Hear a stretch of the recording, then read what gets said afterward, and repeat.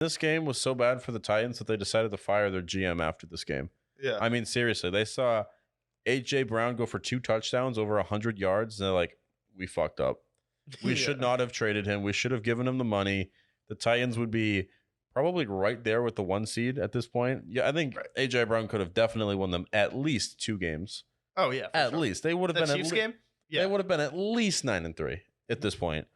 And they're not because of that. They could have easily been there. And so they fucked up. Yes, Treylon Burks is fine, but Treylon Burks got hurt again. So we don't know. And I think the Titans are going to begin to fade a little bit. I think they'll still win their division, unless if Jacksonville really surprises me. Yeah.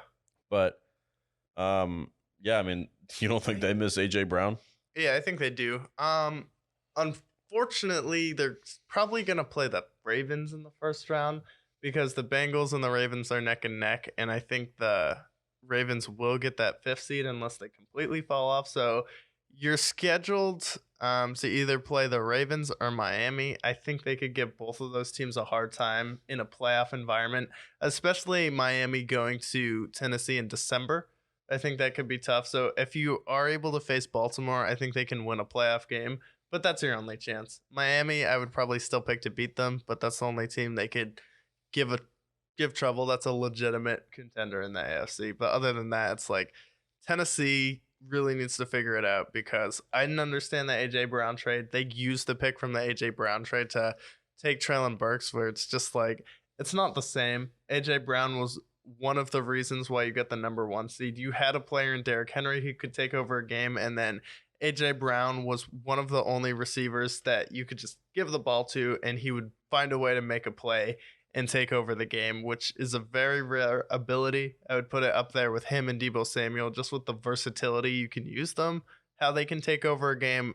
Not having that and still struggling against the Bengals in the first round in a game you probably should have won, it's not like the Titans were dead.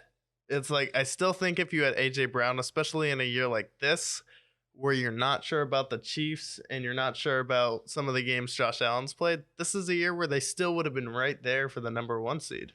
Yeah, I think it made their team significantly worse. Oh, for sure. Because their defense has played well, and they're always going to be well coached under Mike Vrabel.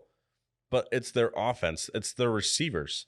Their number 1 receiver is Robert Woods, who is 10 years into the league. Yeah. Several injuries. I mean, torn ACL last year. He hasn't been the same. He's not as dynamic as he used to be. And Treylon Burks, you can't, expect a rookie to replace one of the best wide receivers in the league. Yeah, and Robert Woods was never a 1. I mean, he was on Buffalo. 2. He was a 2 in Buffalo. He was playing with Tyrod Taylor, so we really don't know what he actually was because he was playing with Tyrod Taylor.